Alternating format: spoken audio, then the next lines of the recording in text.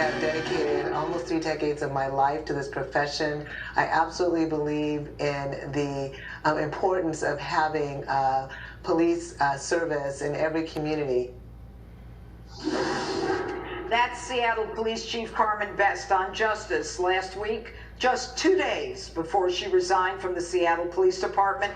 A huge loss for the people of Seattle and America, especially in terms of how she conducted herself. Let's jump right into it with my panel. Fox News contributor Dan Bongino, along with civil rights attorney, podcast host Leo Terrell. All right, guys, here we've got one of the best police chiefs. You know, here she is, the epitome of, the success of an African-American or a black in the law enforcement community, and she's basically edged out because because of Black Lives Mattering. Will someone make sense of this to me? Hit it, Leo. Can I take a jump at it? First of all, let me be very clear to everyone. I don't support Black Lives Matter. Black Lives Matter and Antifa has been handed the keys to every Democratic city by the Democratic mayors. And what is amazing, Judge, you might recall this week, Black Lives Matter representative in Chicago said, hey, I don't have any problem with the stealing and the looting. We're stealing and robbing for food. That is insulting. What has basically happened is Black Lives Matter Antifa is now in control of these cities, and the Democrats are playing a game. They're saying we're not going to provide any assistance to protect middle-class Americans in these cities because we don't want to agree with the president. The president wants law and order, and the Democratic mayors and the Democratic governors are saying no because that would mean that the president was right. Just about New York. People are leaving New York. Joe Biden talks about being the president. He would be the president for union guys, blue-collar guys. Why are all the police unions supporting Donald Trump? Because they believe in law and order. The Democrats are going to lose the blue-collar, middle-of-the-road Democrats, and they're going to vote for Donald Trump. Well, you know what? We'll see. Dan Bongino, what Leo said and what I said in my open, certainly it makes sense to me. If you've got all this chaos and anarchy being supported by the left, no one on the left is saying anything. What are Americans even thinking about at this point? Why isn't Trump winning by 20 points? Not that I believe the polls. Yeah, well, you don't know he isn't. And based on the boat flotilla they had down here in Florida the other day, Judge, I heard. Listen, I'm out of the predictions game. I'm serious. I don't know what's going to happen. I'm just telling you now, if you for a moment think that there's not a significant grassroots, it's not a silent majority. Let's please cut the crap with the silent majority. It's not silent, believe me. There was a boat flotilla down here in Florida. It was like from here to Cuba. It was so long. And regarding, let me just comment on Carmen Best, too. So, because this is serious. If we lose this election, we're screwed. Like, everybody watching tonight understands this, right? Like, there's one thing standing between you and the horde right now, right? And it's Donald Trump.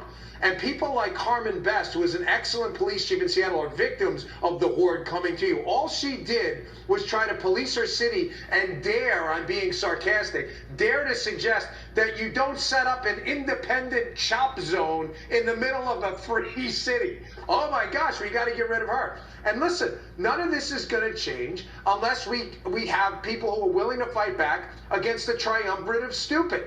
That's the politicians who have really lost it, as Leo said, and he's right, have succumbed to the far left and are in their pockets. You've got the entertainment community, like the Taylor Swifts out there of the world, telling us our opinion on politics as if we care. And then you have the media who lies to you all the time, covering for Antifa, the Marxists and Black Lives Matter, covering for the Spygate colluders that spied on the president, covering for the defund the police lunatics. Nothing's going to change.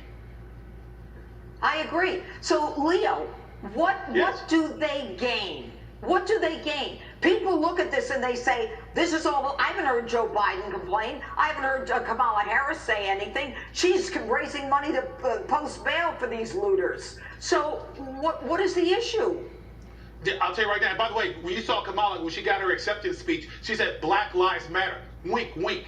What is amazing is Kamala Harris, Joe Biden are not being confronted by those two cable networks that are in the pocket of the Democrats regarding what's happening in these cities. Those other two cable companies, Judge, are totally silent on the law and order issue. And so what that means is Joe and Kamala gets a free pass. Kamala Harris is really horrible horrible on the issue of law and order on serious crime. That's why she hasn't said one word. And if you're watching, Kamala, just say one word about the looting and the rioting in these cities. But they're in bed with Black Lives Matter and Antifa. It's not going to happen. They're going to write it out until November. And so, Dan, the alleged excitement and the $48 million they raised in 48 hours, that means nothing? Oh, listen, can we just all cut the nonsense, please? There's no excitement for Joe Biden and Kamala Harris. There's none. Listen to me. There may be people who are furious and don't like Donald Trump. No one gives a damn about Joe Biden and Kamala Harris. Judge, the guy can't even... Are we seriously doing this on your highly rated show? This guy can't even answer a question. He can't even do a media interview. Everybody's so excited. You'd think there'd be this big call to get him out in front of the media. Judge, am I wrong? Everybody wanted to hear what Barack Obama had to say. They did, whether you liked him or not. They thought he was a gifted speaker, this great orator. Everybody couldn't wait to hear him talk. There's so much excitement for Biden. Nobody wants to hear anything ever. Cut the nonsense. Okay. It's not like Susan Powder. Stop the insanity. This is crazy time. All right. Joe Biden is afraid of Donald Trump. Joe Biden is afraid of Donald Trump. That's the bottom line. And last word, gotta go. Leo Terrell, Dan Bongino. See you next week, hopefully. All right, Charlie Kirk's still on deck, but next, President Trump wants college football players back on the gridiron. A man who knows a thing or two about football, Herschel Walker, joins me next to talk about it.